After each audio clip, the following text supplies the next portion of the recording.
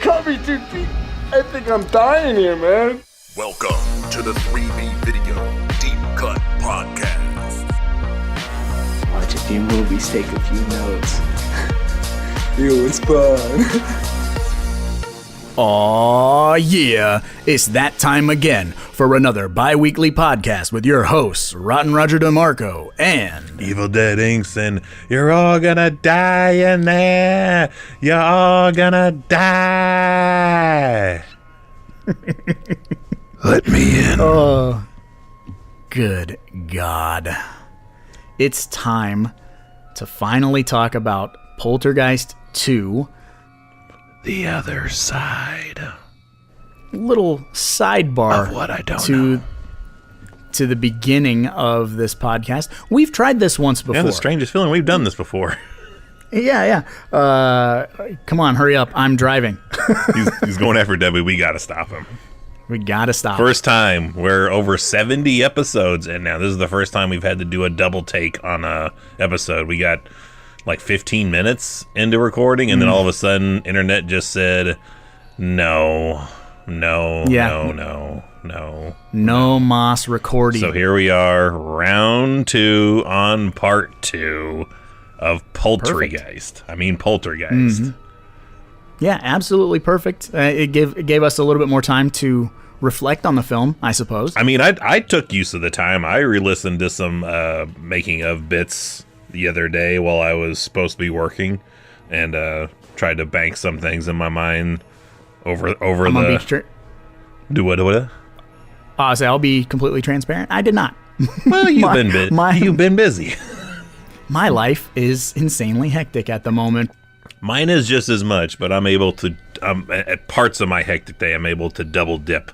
Like I can do this without thinking and listen to something else and think about that instead. So I did. Yes. So, since obviously you're more fresh on the topic, but you do it anyway, you do it every 2 weeks, you want to let the good folks out there in internet land have a brief plot synopsis of this film, and then we will just jump right in and get to all the crazy madness of this film. Did you like the first Poltergeist? Did you get done with it and think, I could have done with maybe one character less? And you know what? We need a villain. Someone that looks kind of like the Tall Man, but not quite the Tall Man. And maybe a Native American influence. That'd be good. Maybe throw that in there. And I definitely think we should return to this place that all this shit went down. We should just get deeper into this story. Maybe the beast is something more than just a cemetery of unmarked graves. Maybe it's a mass grave. Could be. Maybe it's a doomsday cult. The plot thickens. Maybe we could just get rid of, either Spielberg or Tobe Hooper and just throw somebody new in there to direct it. Merv Griffin. I actually don't remember who directed this film. I don't either, but I know it's not either one of those two. And add all that, and you have Poltergeist 2, The Other Side, which we get. I don't know what that's supposed to mean. The Other Side is. They kind of reference it. It's the further, baby. This is the weirdest further of all those furthers out there. Like it's the just furthest removed from the furthers. Yeah, because we only get it for a few minutes at the very end of this movie, and it's kind of just floaty skies kind of a thing. Yes, sidebar. I don't like that, but either way, we'll get to it. But you did hit the nail on the head, Evil. We were talking, obviously, when we started this podcast a few days ago, talking a little bit about how this movie kind of steps it up and gives us a villain and kind of gives us like a little bit of backstory, a little bit of, just a face to the chaos. So it took a lot from Phantasm 2. It's no coincidence I referenced the Tall Man. Phantasm 2, they're like, that was kind of a one-off movie. And then I think Poltergeist is really a one-off movie. And they're like, what if we try to franchise it? Let's just try to franchise it. And if you're going to franchise it, and this is 1986, we're at height of slasher movies. Yep. The pinnacle of we need a villain. You need a face. Call in the Quaker Oat Man. or Mormon or whatever he is. You need somebody. So enter Reverend Cain. This dude, The most terrifying old man that maybe has ever lived. yeah, I didn't mean to try to interrupt you. I was going to No, say, no. this dude is nightmare fuel. More than the tall man, more than any, like, well, I even like Part 7 Jason, like, has to kind of, is maybe on the same grounds of, like, terrifying to see, like, if you were to see in person right there is like this 90-year-old man with stomach cancer. Well, he does so much with so little, and I think that's very Angus Scrimm also, which is that's a perfect comparison, you know, because this Reverend Cain is like a pretty, I don't want to say unassuming. I mean, he's not threatening. He's not like a hulking monster of a dude, but No, like, it looks like a strong wind would take him down, but he probably would because he was dying. So. And he's wearing that on his face. Like, he has very tight skin over bone structure. He looks like he's just got teeth for days and these eyes. And yeah, he literally walks in a cloud of rain to the Freeling's house. And all he does is kind of just speak kind of loudly to him and sing. But that's all he has to do. He doesn't need anything else. It's very ominous. Like, the presence that he carries. We talked about it off air a while back also. Just not necessarily ever even saying anything threatening, not ever doing anything threatening, but the aura that this man gives off is pure terror. It's such a hard thing to pull off, especially when you're not a physically imposing dude, but he's a great face for, like, the problem in this franchise, you know what I mean? I know you're not an It's Always Sunny in Philadelphia fan, but I picture this is what Sweet D thinks of old people when she is terrified of going to see old people, and she just sees Reverend Cain. Because, yeah, he just is there. Just being there is enough, and him just... And I believe it's a real song. Like, I think it may even be a Mormon song, but I'm not sure. I didn't delve into it, but is him just singing. And that's one of the few times that Coach himself, I'm blanking on his name.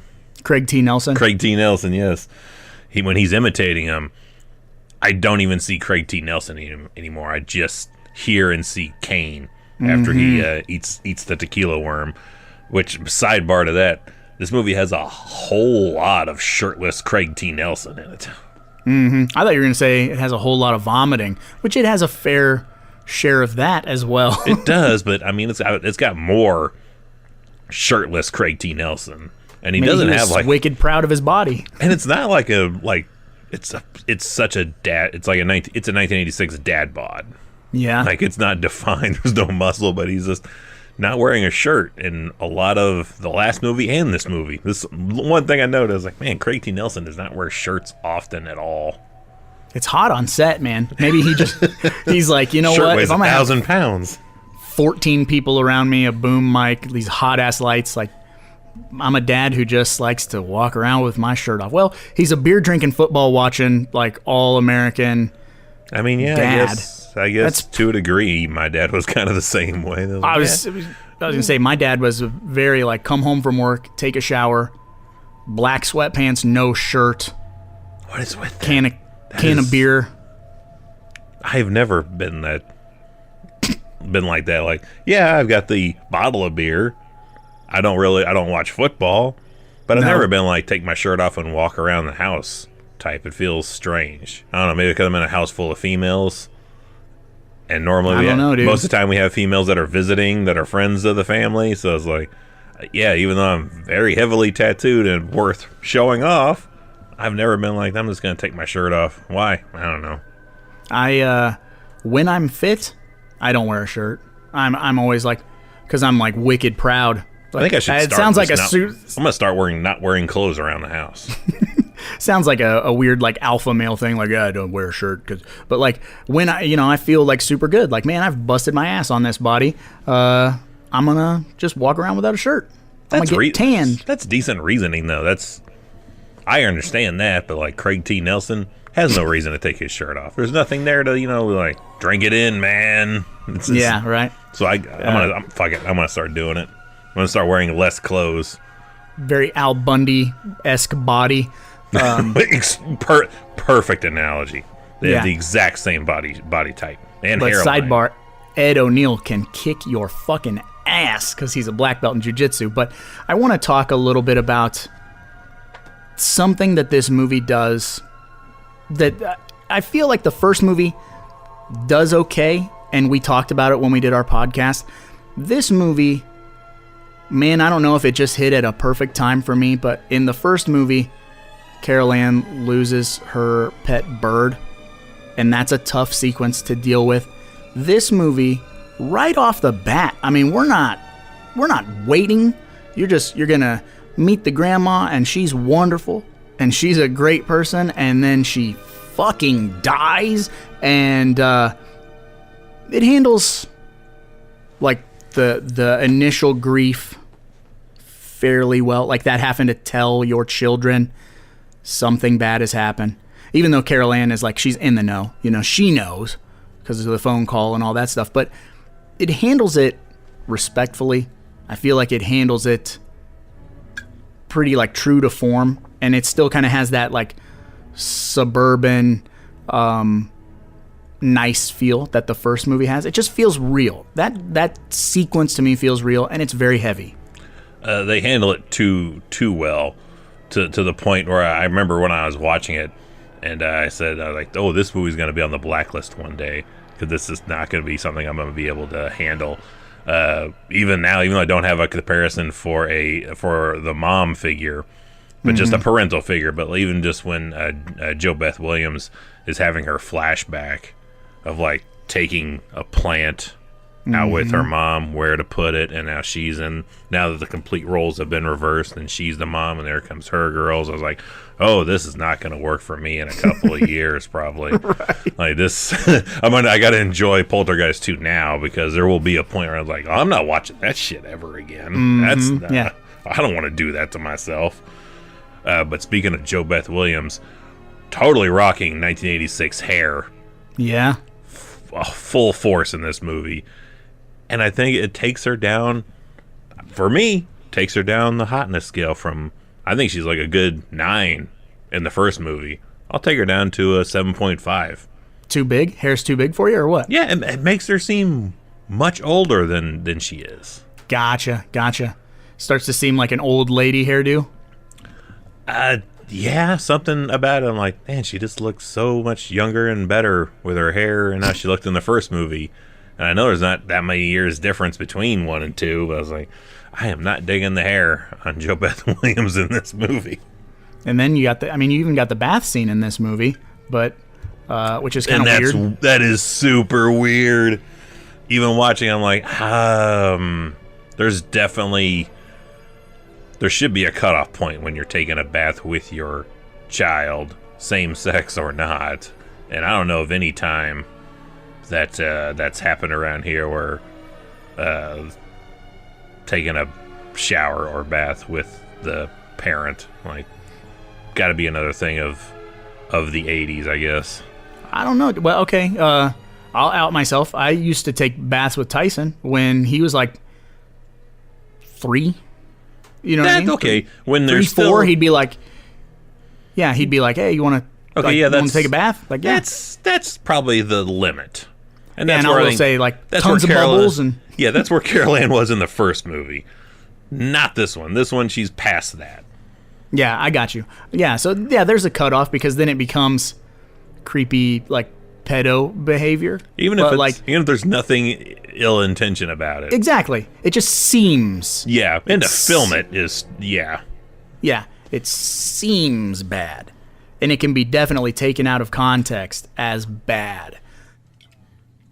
But the realest thing in this movie, and it's something we brought up on our first take of trying this, that just hit me perfectly. I'm like, this is the most realistic thing in this entire film, is we get the Freelings arguing with each other a little bit, but mainly they're both pissed at the same reason, that their insurance company is not willing to pay out on their house because they're claiming, well, the house, it covers if the house is destroyed. Your house is missing.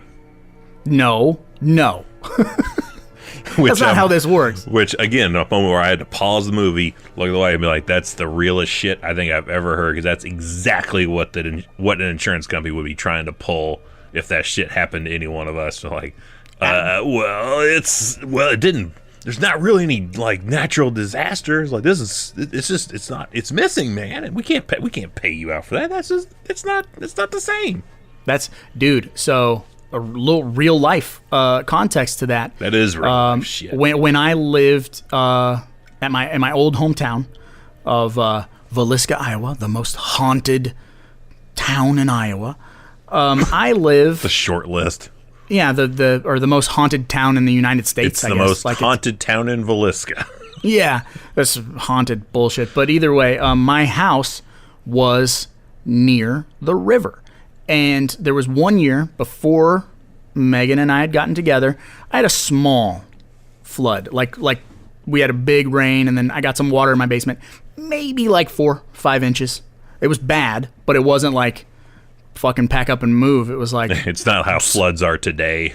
Yeah, it was like sump pump it out, you know, dry it all out, bleach everything, and but it sucked. And so I had to contact my insurance, and they came out and like took pictures of the damage and all that stuff, and they said, well, realistically, you should have flood insurance, but they had like a map. They're like, you do not live on a floodplain, so you are not eligible for flood insurance. And so I couldn't get flood insurance. Fast forward a year, Megan and I are together. We get another really, really bad storm, and I get like 4.5 feet of water in my basement. And they go, that's a you problem, you know?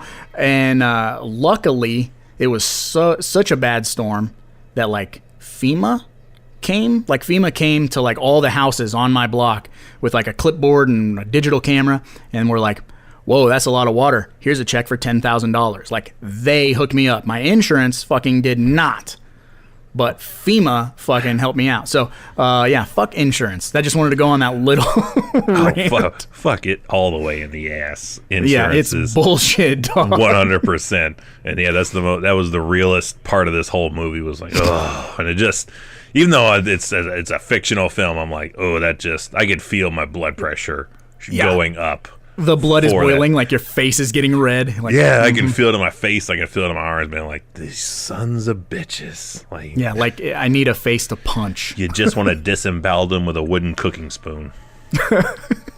That's oddly specific. I thought you were going to say the most realistic thing in this film was the Native American. I don't know. I believe that true as well. I mean, yeah. You can't have Native Americans in a film without having a little bit of mysticism behind them. I mean, in any movie. I mean, name a single film that has the Native Americans in it or portrayed in it that don't have some level of mysticism. Shit, Ernest Goes to Camp has that shit. Yeah, I was gonna say, I don't know what that is, but I mean, I don't mind it. I totally believe it. I feel like every Native American has some mystic elements to them. Like, they're just in touch with that shit. We're fat-headed. With the land. We're fat-headed, dumb white Americans. We don't know shit. Yeah, and this movie does a fairly good job of... Taylor's awesome. Yeah, Taylor's the man, and I do enjoy the sick car through line. Oh, it's not happy. Yeah, your car's not happy. It's a sick car. That car's pissed. Yeah, Taylor's a good character. And then the whole thing with like teaching Robbie how to be a man and all of that stuff. Very, very fun, innocent. I feel like could be misconstrued as offensive nowadays for soft ass people, but you know what I mean? Like, it's maybe just the mystic element, but I mean, other than that, he's not really doing anything that's way in the stereotype realm. I can't remember if he's not a drinker. No, he doesn't at all, because Craig T. Nelson offers him the alcohol. Tequila, and Craig T. Nelson just polishes off a bottle of tequila, which I don't know how the hell he's even standing still. Tequila, like a man. Gross. Everyone's got one tequila story where they're like, that's it for me, and yeah, I have mine, and hopefully this is the same for Craig T. Nelson's character. Like, this is what swears him off tequila. I've never had tequila where the worm is in it, and I do not give a shit how much razzing I will get. I'm not eating a fucking worm. Chicken. Pay me like you do on the YouTube channel and the live streams, and I'll probably do about anything. But not right. If you're good at something, never do it for free. That's true. And I can definitely eat some shit. Yes. We have, we can, we will, we do. Yeah. But, yes, the oldest sibling of the family, not in this movie because she has passed away by this point. Mm-hmm. She's and gone. They don't really mention anything of her. Not that I caught or have recaught that they ever explain really what is going on there. But yeah, she's just gone. We just have Robbie lives with her boyfriend that she hung out with at the hotel or whatever. But who knows? I didn't catch it either, and I'm fully transparent. I've maybe seen this movie handful of times. 3 times in my entire life, and we're talking one when I was like 9 or 10. But this movie does, or at least for me, this is the one that it has all the points to it that I remember. Like between 1 and 2, because 3 is, of course, the one we both actually watch more often for our own reasons. Mm-hmm. But if you were to like name some stuff from Poltergeist, what comes to mind is literally Kane, braces, clown, tequila, vomit, midget. It's all that comes to my mind. Vern Troyer. I don't know if it really is Vern Troyer. No, that's actually one of those actors that is like a war vet that lost both of his legs. Oh, damn. So one of those guys that is like, you'd like, take my legs, fuck it, I'll make a career out of it. Mm-hmm. You'd be a good victim all the time in movies. What a bizarre thing that sequence is. As we get it Craig is. T. Nelson drinking his tequila. He eats the worm, which is possessed with the whatever of Kane. The essence of Kane. I don't know. So Craig T. Nelson becomes Kane for a hot minute. He's singing like him, talking like him, and he's trying to like stir some shit with Jo Beth Williams. Oh, that's character. a really creepy sequence, dude. It is, but it doesn't really go anywhere either. Like, no, it ends too quickly. Yeah. Yeah, like he attempts. I got needs. The rape, yeah. Tries rape at the same time while he's saying like, you never really wanted Carol Ann, didn't, right? And like, you didn't want her. I don't want her. She's unwanted, isn't she? Now give it to me. Yeah, it's a very like, it's a creepy scene. It's bothersome. Like, and yeah, we're right there on the edge of like. I'm hovering. Are we crossing into I spit on your grave territory here with like a possessed ghost rape? If this is new to me, I'm hovering over the fast forward button. I'm like, not like to skip a chapter, but definitely go 2 times the speed for a few seconds. Yeah, just in case. But if a kid walks through, it luckily stops, and I guess the continuing theme of that scene in the movie is family togetherness overpowers all, because Jo Beth just keeps repeating that she loves him, and it makes him puke. Yeah. That's some fucking Freddy's Revenge shit right there. Like, love conquers all. Worked for Nightmare on Elm Street 2. I guess it works for this. I mean, that's a year before this movie, so they took Elm Street 2's theme. They're like, let's just use that. It worked. I'm not a fan of that type of vanquishing, but what can you do? You just not a fan of roll with the punches. Vanquishing is weird, but all right. What about some of the effects? Like, of course, this legless actor who materializes from the worm. Of course, it looks great for the time. It looks a little bit. You can tell it's dated with how his throwing up scene looks now. But I mean, the end result looks pretty good. I'm torn on the braces sequence. It looks good. The spot that I keep looking at that totally looks like some shit we would think of is like the overhead shot when it's wrapping around him, and you can totally just see they just spray painted some silver into his hair. Yeah. And I'm not sure if brace wire is conductive or not. Who knows? I never had braces. That's for sure. Yeah. Did you ever have Me braces? Neither. No. Nope. Keep my crooked ass teeth. Anyone out there, let us know if you've had braces. Are they shock conductive? Yourself? Yeah. Can you? I think there's something to deal with that. Of like if you like up to a certain point, if you had like bite down on like foil. Oof, Like yeah. or no, not braces. Like them old school fillings. Oh, okay. Like if you'd bite down, I'm totally taking this from a movie, the movie called Josh and Sam, like where one brother convinces another brother he's a robot or he's a cyborg, and like how can you tell? Like bite this foil down, he bites it. Does it hurt? Ah! And some old lady later is like, that's because you got them fillings. Fillings will hurt. You bite down on foil like that. Some Josh and Sam logic for you. There you go. That's a deep cut that even I don't know. But I like the effects in this movie. I only know that because it was previewed all the time in like 1991, 92 TV. So, Gotcha. but the effects, yes. Yeah, no, I'm a pretty big fan of them, and like I said, I'd kind of forgotten all of them, and then rewatching, I'm like, damn, some of this stuff is spot on, but it's the stuff that doesn't need effects. Again, Kane, like. That is so, it's just like ingrained in my brain. That look obviously was because he was dying, but like it's terrifying. The skin stretching over the bone, and he's a little unsolved mysteries when a person at the mall walks through him. Oh yeah. Like looks some unsolved mysteries level production there, but I mean it's still fine. Yeah, it was the '80s, man. What are you gonna do? They Nothing. did what they could with. I look at it with the critical eye of 2023. That's what I do. God damn it. Right. That's okay.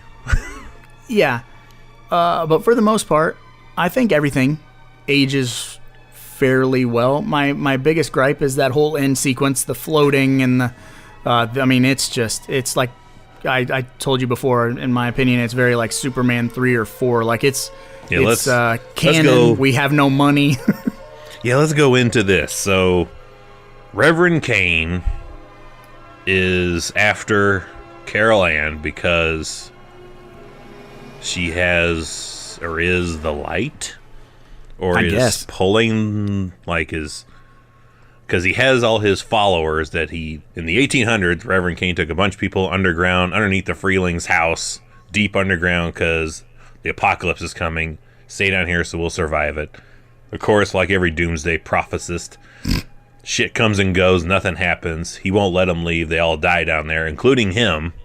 Mm-hmm. So, I'm not sure how this is supposed to tie into the first movie, if it was the cemetery being the whole backstory of the cemetery, or was it actually Kane and all them in the first movie? They kind of do a lot of revamping and partially like kind of like super soft reboot, like, yeah, that first movie happened, but yeah, not so much happened.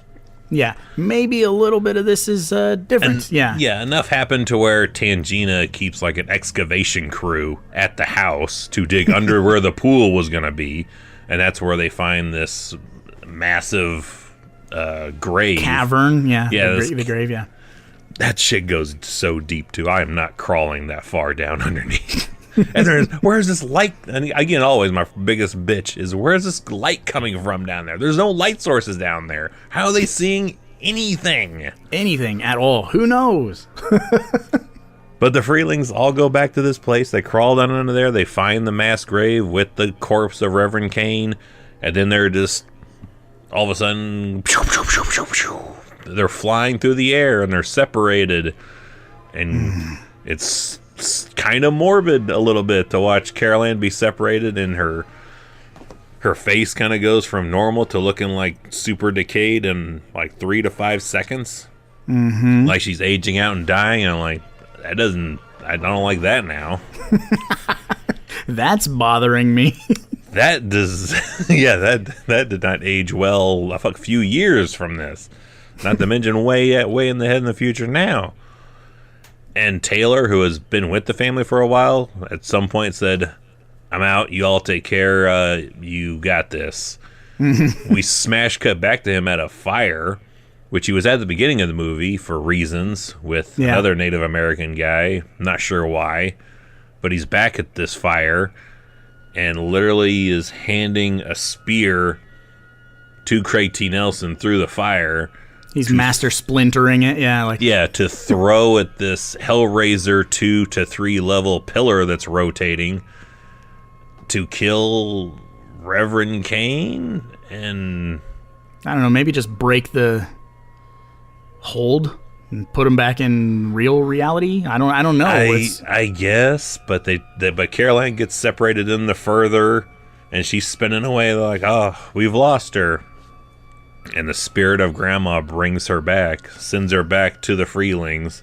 So we get I've crossed over, sweetheart. Yeah. Crossed over. But she couldn't go without telling them how sorry she was for all the things she's done. So they get reunited. They all come back. And Taylor takes their car and leaves them stranded. So now they're homeless, carless, and grandma-less. And their daughter is missing. They have a missing daughter, but Tangina was there, so... Yeah. You know, win. It's kind of like the end of Jason Goes to Hell when after they kill Jason and they're walking off and they've got the dog and they don't have the baby. Like, what is that? What the fuck's the baby? No bullshit. Seeing that for the very first time, like, I saw that with my sister and one of her friends, and they're like, did they leave the baby there? At the Voorhees house? Yeah.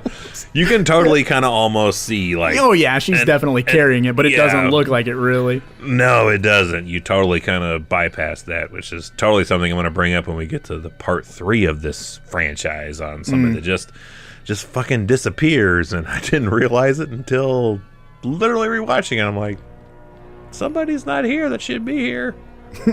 What the hell's going on? That way they were just here.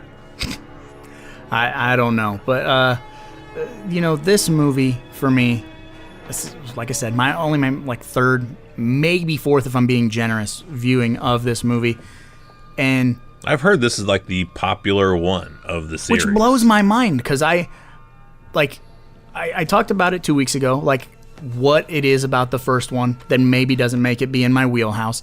This movie steps those things up and does kind of give us those things that we put in our wheelhouse, like a villain, and just it seems bitchin' more soundtrack. We get it's more hip. It's a little more hip. I figured you'd love the soundtrack for the last 2 movies because they're heavy, breathy, la la theme music.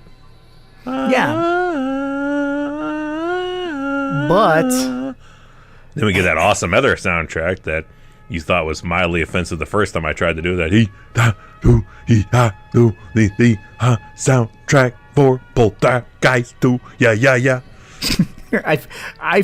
When I saw that sequence, I thought it was like a Native American chant, but I understand what you had said. I don't hear Native American. I don't hear the racist hey ho or ya.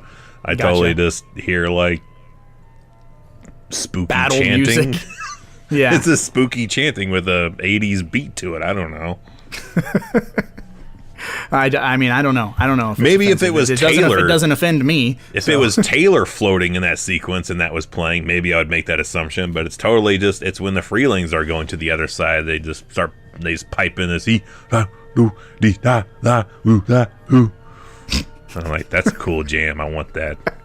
It's like your car horn. I need it as a car horn. I need to try to find it. I don't know what the fuck to search, but I'd love it as a ringtone. Like, I don't know about this is important. I got to take this. Yeah.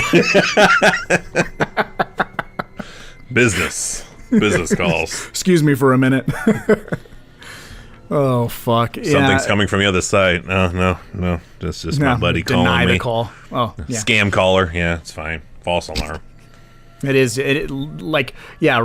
Reverend Kane as a we'd like to talk to you about your car's extended warranty. You need insurance because you're gonna die in there. You're gonna die in that car. It's a sick car. I don't know. Which I cannot confirm this, but I totally think it has to be the influence. But my wrestling connection is when Bray Wyatt brought in the Fiend character. His kind of tagline was "Let me in," and that's literally the shit that Kane is saying at the screen door to Craig T. Nelson is "Let me in." So I'm like, that's got to be the influence there. Got to be what the influence is. But Bray Wyatt is a big horror fan, obviously. Absolutely. Shit, Tom Savini designed the mask for the Fiend. Yeah. So yeah, he's got the horror cred. So it's got to be where that came from. And again, pointing out just exactly how not really threatening Kane is he's held off by a screen door. Mm-hmm. Craig T. Nelson's screen door is stopping impending doom from Reverend Kane. That's all it takes. I don't know if anybody listening grew up with one of those old school screen doors, but they're literally held closed by like a little eye screw and a hook. Like any child could completely maul a screen door. Oh yeah, you don't even have to be running at full speed. No, you could just turn into it and it'll look like it just crumples underneath you. Mm-hmm. Yeah, that's why they stopped having those, is because a breeze could just disintegrate it. You know, especially like once they start getting like the wood starts getting the elements like waterlogged, and like just if you don't have it sealed right. Yeah, I couldn't tell you how many family members had a screen door like that just. It does put off that vibe. I fucking love in Seinfeld when Kramer puts a screen door on his apartment. And he's like just sitting out in front of it making tea and lemonade. Like, I don't know what it is about a screen door that makes you want to just have it open, but it does. Mm-hmm. But that's all that's stopping Reverend Kane in this movie. So physically not imposing in the slightest. But again, all that the guy has to do is just look at you, threaten you, or just sing, because he's not threatening technically, and if you look at all, to Carol Ann when he first sees her. He's like, what if I sing you a song till your mama comes back? And I still remember vividly of being like, I never want to get lost in the mall with my mom or dad because I don't want Reverend Kane to keep me company until they come back. Right. I don't want to be standing old there. Pedophile. Yeah. Earthly thoughts be silent now. Offer you like a now and later that's like been in his wallet for 7 years. An old crunchy piece of chewy candy. Him singing that song, to me, is 1986's version of Tiny Tim and Insidious nowadays. Gotcha. Like, it's not an imposing song. Like, I guess it's a religious song, but ugh. Yeah. It's the atmosphere. It's the tone of him. Yeah, he's the shit. So he's our main villain. We get him in the next movie, sort of. Not quite as good, only by comparison. But I mean, he's so good in this that I think it carries over to the next movie. So even when he's not, it's technically the same character, but when it's played by a different guy with a slightly different look, it still carries a decent amount of weight just from what is done here. Mm-hmm. Well, and the other thing too about 3, which we'll get like super more in depth in a couple of weeks, but like they do a very good job of showing him through reflections. I mean, there's a couple of times when he's on screen a little too much, a little too clear, a little too well lit or whatever. But for the most part, they keep him in the background or keep him obscured by something, make it distorted, and that really works. So it does, but I think totally all the work done here carries weight there, which that's exactly what does it, because this is where he has the most personality, is in this one. That shit doesn't work on other characters. Like, I don't feel that from one Jason to the next. Like, I don't feel the presence of 3 watching 4. I don't feel 4 watching 5 or 5 watching 6. Exactly. Like, they're completely they're different actors, completely different vibes. Everything, nothing carries over about it to me until you get to, oddly enough, Kane Hodder. He can do that a little bit, but no characters are able to bring over that level of menace to another film that they're not in. Someone else is completely playing the character. but the only weight it has is from what happened previously here. This is an excellent movie villain. Yeah, he's fantastic. And so with that being said, I know we've talked on the live stream and stuff in the past about The Exorcist, how if we could own the prop of the rotating head Reagan, we would, but we wouldn't. Do you feel the same way about Reverend Kane? Like, if we were able to, like, oh, we've got the mask set up. Like, let's say our boy Patrick Hart, who had made like the Freddy head that sits on my desk, that is pretty spot on accurate looking Fred head. If he's like, I got Reverend Kane now, and it looks just like Poltergeist 2. Like, you couldn't tell the difference by looking at it real quick. Would you own a Reverend Kane, let's just say head, or let's just say an upper torso maquette? Probably not. Really? If the eyes are done right, I don't want no part of that. Eyes are done right, teeth are done. Big, toothy grin. Like how he looks in the flashbacks when Joe Beth Williams is looking at the card and is seeing the past of him. Like how he looks there, like a little, like super sweaty and got like some mud and shit on his head. Like just like that. Nope. I don't want no. It's because it's something, like I said, when I look at him, I'm not like physically threatened, but there's something inside of me that, like, I don't know, like I'm gonna get goosebumps. I'm gonna sweat. I'm gonna be shaky. It's his eyes. There's something in his eyes that is so, like, means you harm. Like, it's so threatening. I don't want that. I don't want to, like, catch eyes with that. And that was the same thing with my Exorcist poster when I was, had my own house. Like, it's the eyes of Reagan that they seemed to kind of follow me wherever I went in my living room. And then if I locked eyes with it, I would immediately I got goosebumps right now. Just get the goosebumps and be like, ugh. And then want to turn a light on. And I don't think I could, if I had like a bust of Reverend Kane, he would be facing the wall. He'd be like in Lost Boys when I had that fucking beaver or whatever. Your history, buddy. Oh, I just thought you were gonna Blair Witch him and just have him in the corner facing. I'm gonna talk to Patrick, see if he'll make me a bust of Reverend Kane. I'm just gonna put him outside your window so like you just see that, just in slight shadow, him just lightning storm lights him. Let me in. Not a chance. You're floating. Yeah, no, I don't want no part of that, dude. Just pipe the music in a little bit, and you're just sitting there, and storm cracks, and you just, God is in his holy temple. Nope, I'm going to the basement.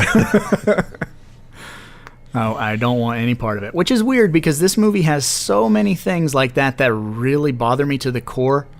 But overall, I don't like this movie as much as I like 1 or 3 or even the remake. Like I'm in the absolute minority with the horror fandom because I love that remake. I still haven't gotten to the remake. I have it now.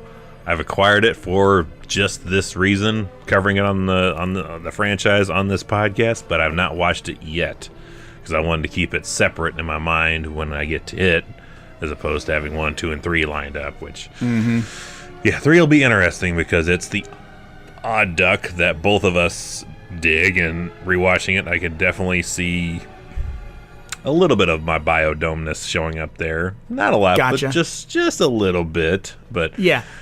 rewatching, I'm like, yeah, this I like to. Like I said earlier, it's gonna have an expiration date on it at some point where it's not gonna be watched ever again. Yeah. Which kind of sucks because it's all right. I didn't jump on getting these Shout Factory editions. I literally have a 2 and 3 on the same disc set. But I definitely feel like I should have gotten those separate ones after rewatching it. When those came out, I was not in poltergeist mode of rewatching them and like, I got to get these Shout Factories. Now I totally think they're out of print, but Well, dude, you never know. You might find them somewhere dirt cheap. Just might now that I'd be looking for them. But I did find some people that uploaded some of the bonus stuff on YouTube, and they did cover some interesting bits. Of course, they interview Robbie on there, and got some good stuff. Killer artwork. And definitely after rewatching it, doing this, I'm like, I wouldn't mind owning those now. Yeah. Sidebar to that, like the Sleepaway Camp Blu-rays from Scream Factory had went out of print Again? and no, back way back when? Okay. a few years ago they went out of print, and I had went to a place called CD Trade Post, and I was looking for a copy of Grand Theft Auto 5. I was going to buy a used copy of Grand Theft Auto 5. Yeah. And they didn't have it, but they had Sleepaway Camp 1, 2, and 3 on Blu-ray with the slipcovers. Someone had brought them in. They were $5.99 a piece, and I had store credit, so I didn't spend a penny. And 2 and 3 at that point when I bought those were out of print and selling for like $150 on Amazon a piece. And I'm like, score, somebody absolutely did not know what they had. So you never know, dude. You just might come across those Poltergeist Shout Factories and they be dirt fucking cheap. I'm gonna look right now just to see.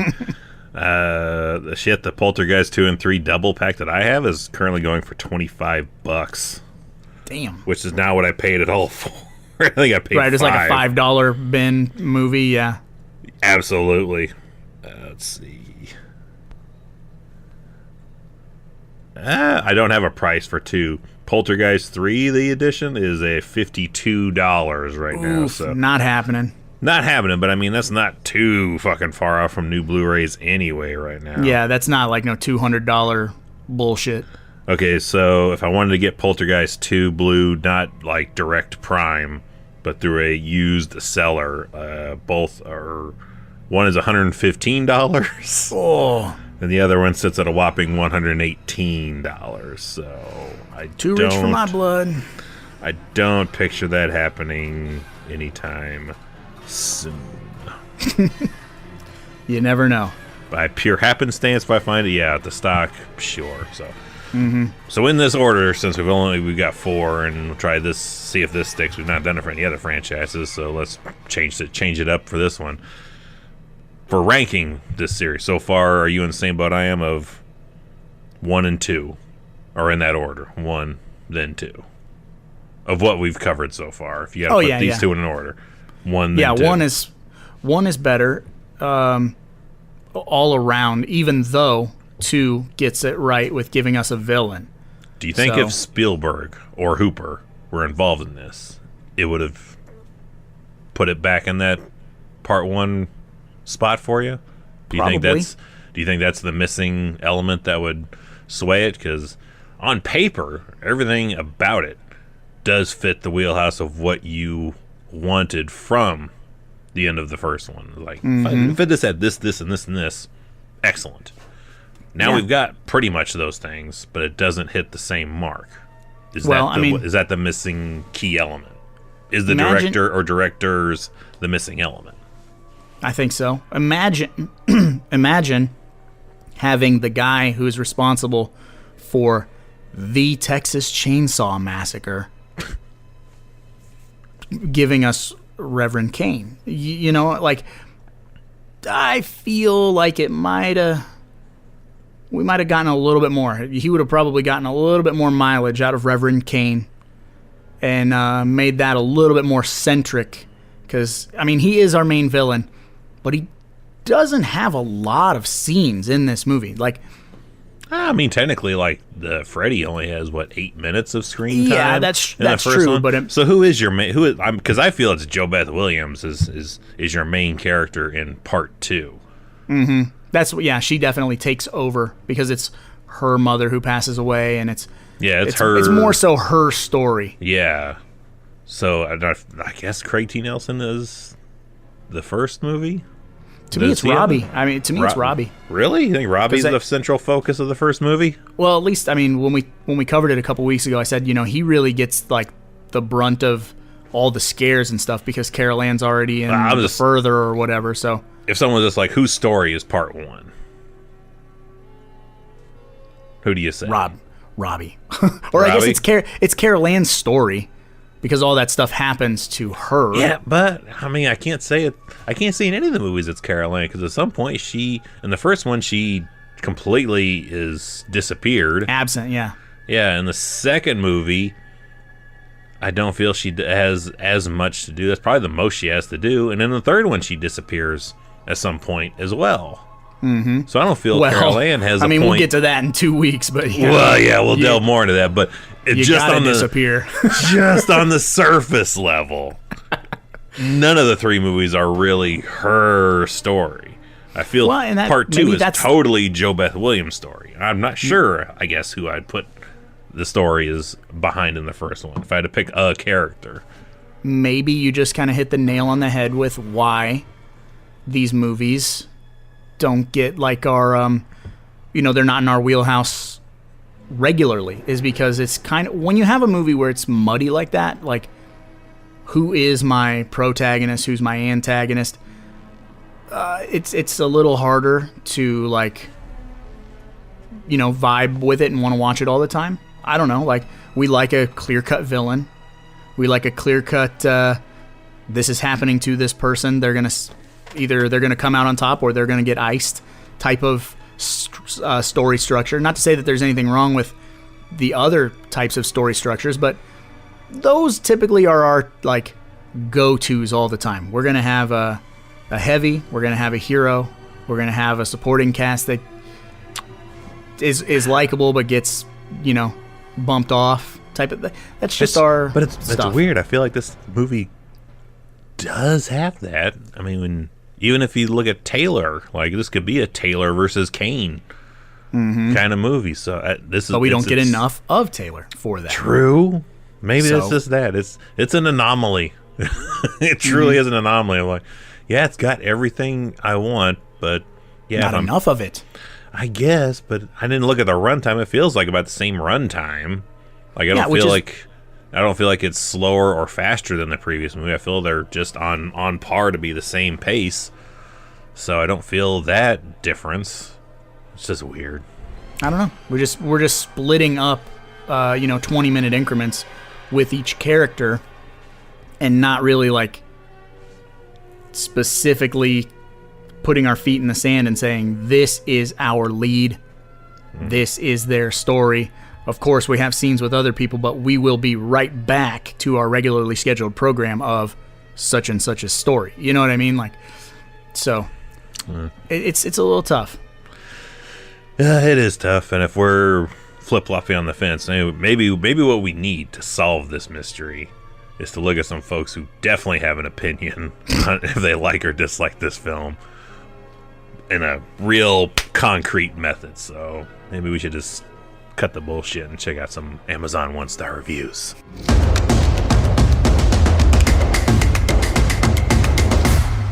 Hated it. DWH, July 29th, 2022. He says, Polter what? 1 star, by the way. Polter what? The last half of this film on this DVD, the picture is horrendous. Don't waste your money. I guess he doesn't like The Other Side. Me neither. I'm right there with you. MCB6. November 6, 2021. 1 star. Awful film. Delivery okay. Film is the weakest of the three. Aspects. I'll jump off that bridge when I get all 4 movies under my belt. I'll rank these poltergeists, but we'll see if it falls into the dead last of the 3 when we get there. All Cook, right. September 26, 2015, 1 star. This not receive it. That's a foreign one? No, this is in the United States. This not to receive it. All right. Where is it? What is it? What is it? Olaf Schlippakassi Jr. You're making that up. That ain't real. Olaf, I'll spell this last name. Schiappasse Jr. There's more than one. Yeah. Right. Olaf Schlippakassi Sr. here. But no, Olaf Shipakase Jr. on February 20, 2015 says 1 star, terrible. I'm with you. His dad probably showed it to him. Maybe Dad can give us more intel, but he isn't on here. John Brassey, though, on December 5th, 2016, says 1 star, a real tearjerker. The scariest feature of this poorly written, disjointed script was its idiotic attempt at a heartwarming conclusion. So he dislikes the family element. Family power can destroy any evil. Yarg. Yeah. Brandy D. McDaniel. That's a lot of D's in that name. That is. I feel like that's a character in Joe Dirt. Brandy D. McDaniel. Live at a trailer park. On June 10th, 2015, 1 star. Not a very good movie. Poltergeist 1 and 3 are way better. Yeah, there you go. I mean, I don't want to say it's a bad movie, because it's not. It's just got things in it that I don't like. But a lot of things that I really do like, so. Yeah, and the things I don't like, I don't even know how to describe them. Like, Exactly. do you like that? Did you like that? Yeah. Do you want to watch that again? Maybe at some point. Yeah, not again, though. Not for a while. It does not break Baby Driver rules. Not a lot of movies do, man. Not many do, but I think it's important to point out when they do. Mm-hmm. So Donna Lukes, April 29th, 2019, 1 star. Have no clue, didn't order it. It just showed up. I did not order this movie, can't rate it due to the fact I haven't seen it. But you just fucking did, Donna. Yeah. You just did. That's ridiculous. Donna, you fucked up. S. She-Rock, February 8th, 2014, 1 star. Don't buy Region 2. What a rookie mistake. Someone should have posted what Region 2 meant. I'm now stuck with a DVD I can't watch. Is this returnable? No. You just have to live with it. You just own it now. No. Yeah, at most, maybe you could sell it to somebody that buys DVDs and whatnot and not tell them it's Region 2, and then it's their problem. Mm-hmm. It's like making someone watch The Ring. Just like buying a Region 2 locked to Blu-ray. That's your problem now. I'm free of it. He just showed up on our porch one day. Now he's your problem. Pie Wacket. Nice. September 25th, 2018, 1 star. Blah. The sound was so bad, even with headphones on, I could barely hear it. Watched about 15 minutes that I will never get back. Gave up after 15 minutes? Man, that's like...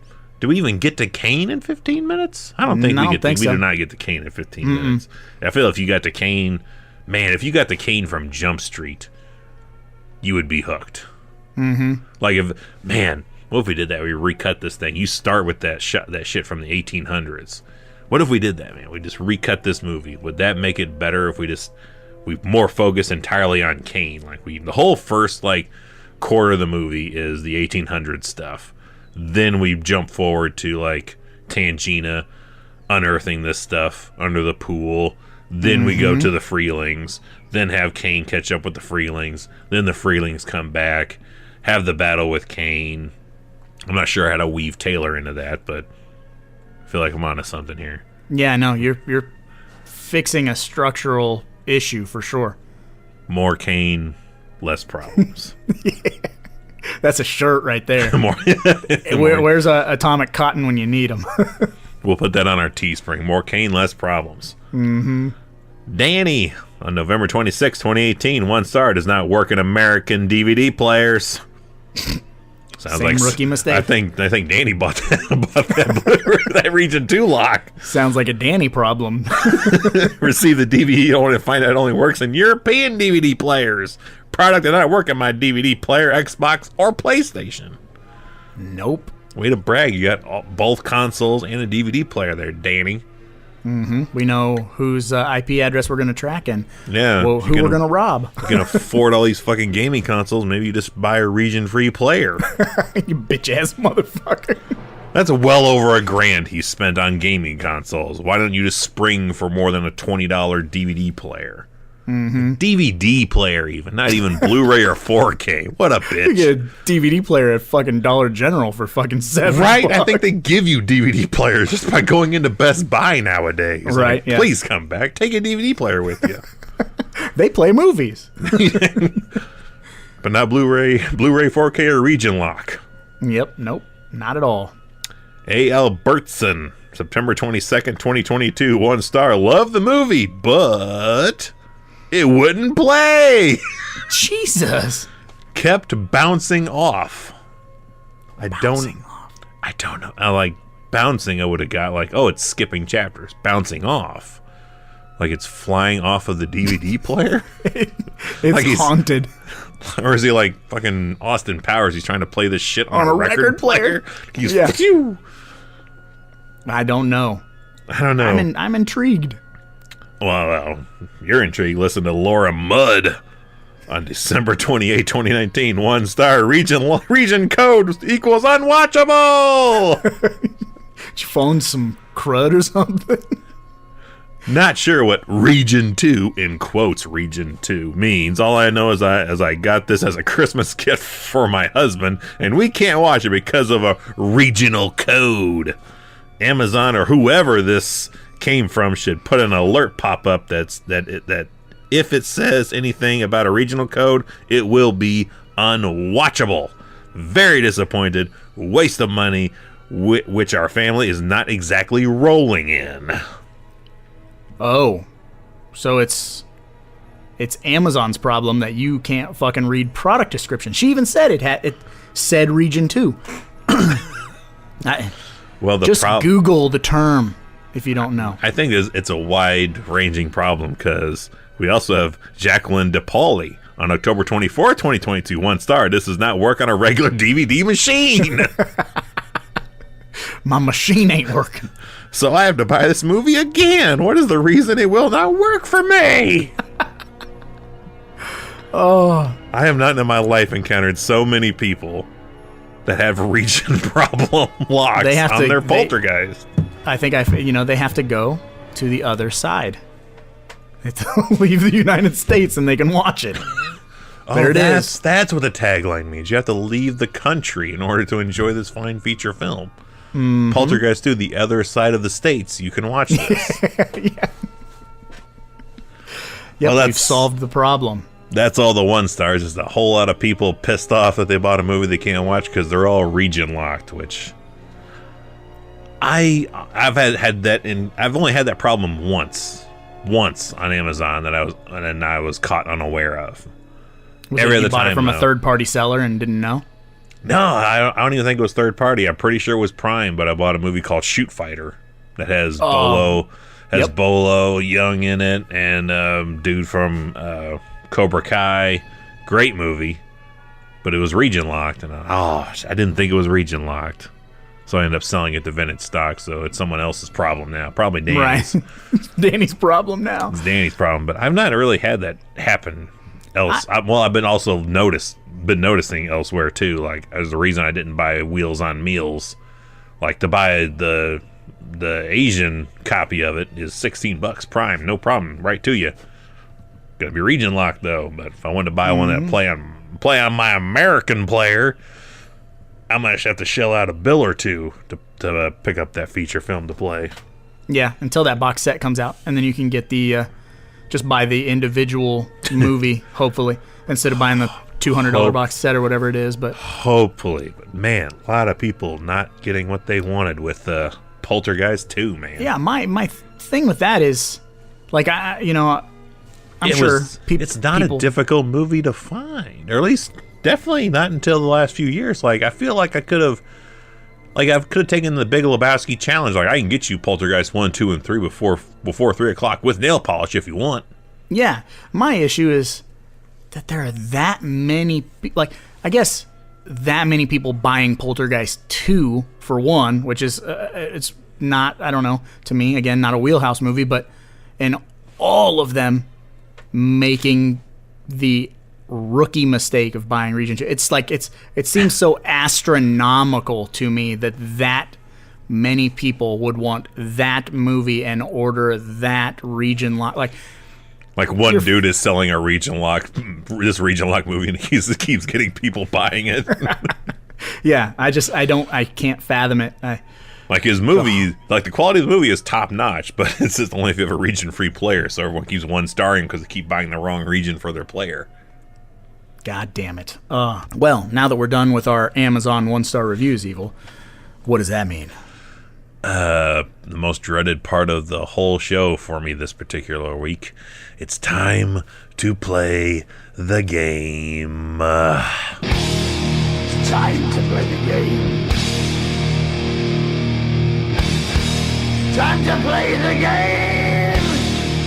It's all about the game and how you play it. Please open your hearts and your minds to what I'm saying. He is dangerous. I can see he has a stronghold on this family. Will your wife and child turn to these problems? They turn to him. Now, don't they? They don't trust you anymore, but what do you fear? What are you man enough to hold this family together? How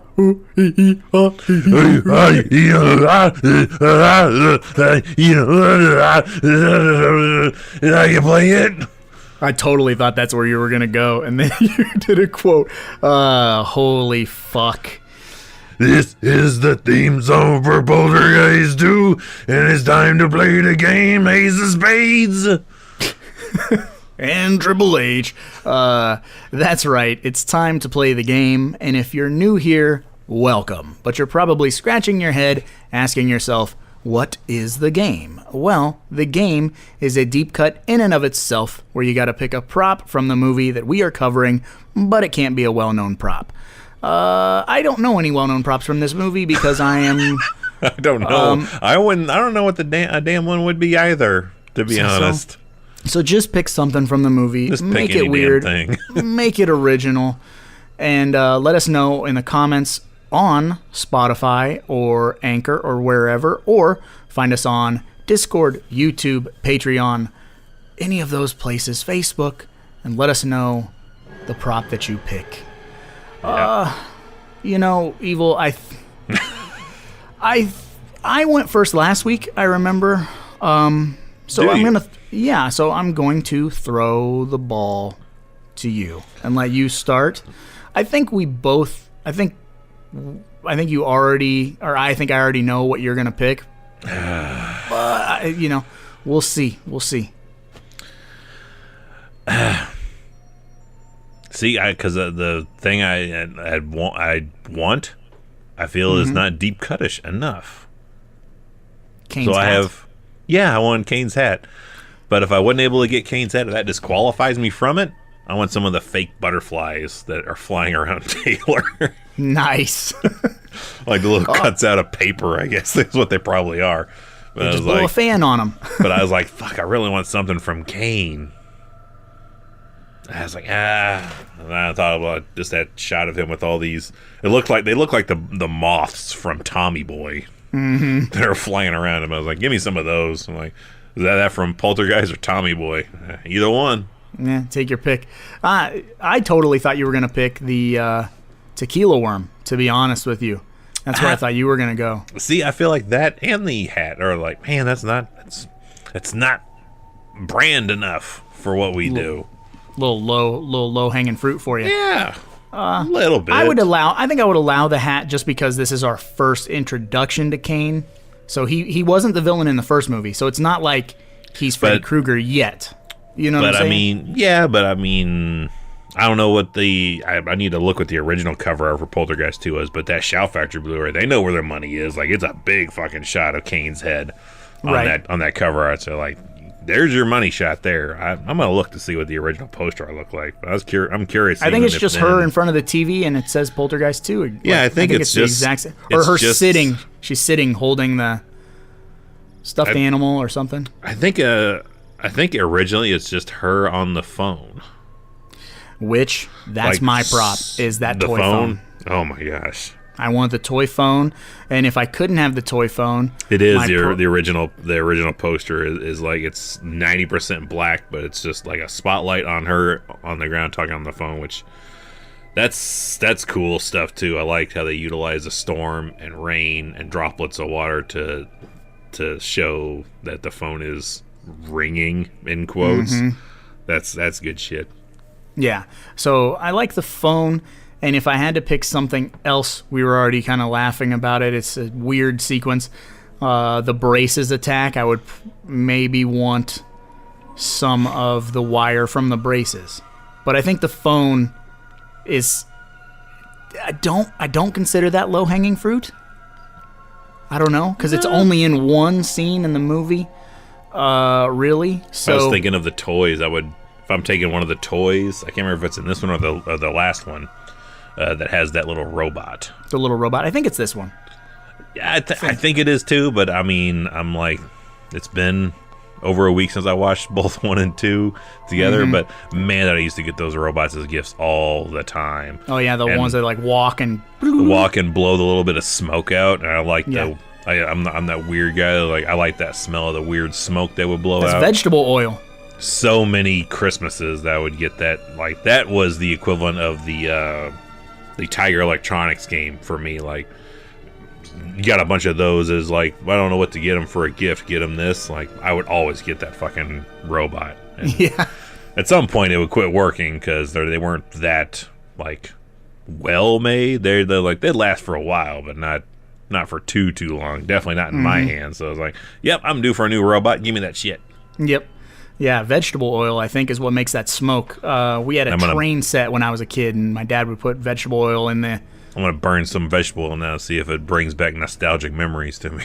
Yeah, I think that's exactly what it is, dude. It smokes. Oh.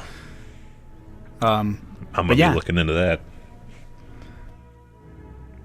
So that's my prop. Yeah, I'm going with that, and going with the phone. if you get a chance to look at that poster art, that is clever and ballsy at the same time. And like, it's the full poster, and they're only utilizing like 1/16 of the space, which is a little corner. Like, it's an all black poster, and a little corner of the right section is there. Carol Ann is on the phone.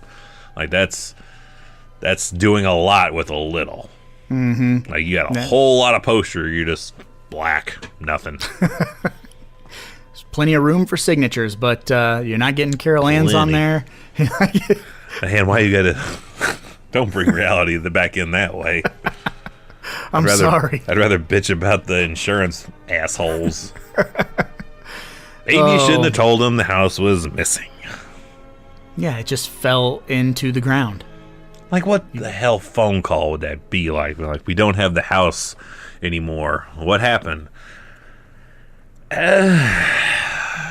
It collapsed is what I would say. I just straight up say it collapsed into the ground. I don't know whether there was a St. Andreas fault. Yeah. A sinkhole. Yeah. Who knows? Yeah. You see that happen with streets all the time. Streets just fucking open up like Ghostbusters shit. Cars falling in them. You're like, There they are. They're okay. See, that would be a great prank and research tool to use, is just call an insurance guy and be like, so what would the claims and such be if this was the case? I'm going to totally try to do this. If I can, I'm going to put the wife on this case. Be like, you know anyone that works in insurance? One, fuck them if you do. Two, what would be the protocol for what happens in Poltergeist for this place? I know somebody's a realtor. Maybe I'll try a realtor guy and Natural take that route. disaster. I don't. What? There's nothing natural about what's happening here. I mean, death is natural, but not what happens. We don't know what happens post-death. That is the questionable place here. What? I'm just saying wind. It was wind damage. Cut me my check. I like this, the excuse on the phone, like, it was a sinkhole. A sinkhole? Where is the house? Wind, sir. Wind. Yeah, wind and a sinkhole. That's Wind pushed a sinkhole into the bottom of the house, and then it engulfed itself. Ask anybody in the neighborhood. It like made the power flicker. You know. That's even made the stranger aspect. Like, this whole neighborhood is going bonkers, and graves are shooting out of the ground. There's fire blowing up out of places. I keep wanting to say a fire extinguisher, but the water pumps, fire hydrants. The fire hydrants are blowing up on the water pumps are blowing up on the street. Chaos. Dogs and cats living together. Mass hysteria is going on in this town. This is not the only complaint that this insurance company is getting, because surely, probably, since Craig T. Nelson has probably sold all these people these houses. They're all made exactly the same. They gotta have the same insurance, or at least half. At least half these people gotta have the same insurance companies. Oh, yeah. They've gotta be getting the same kind of complaints. Maybe not everyone else's house completely disappeared, but other people's got some weird ass damage to explain. Yeah, it has to be, because it's not just their house. Like, there's some weird shit going on in this neighborhood. This guy says the fire hydrant blew up on him. This guy says the graves are shooting out of the ground. This guy says his house disappeared entirely. We just need to cut in some of the scenes from Poltergeist into Ghostbusters when all hell is breaking loose. Yeah, just pipe that into the story when Bill Murray's talking to the mayor. So then we got Real just Wrath tie of in- God type stuff. Yep. And that's what started it all, is the Kane's burial ground or whatever underneath. All that Yeah, bullshit. Kane's doomsday cult. Yep, there it is. And Zool. Oh, fuck. I suppose on that note, we should probably get going, because after all, there's a lot of movies out there, and somebody's got to watch them. So why not us, right? Are you in cahoots with that lady in there?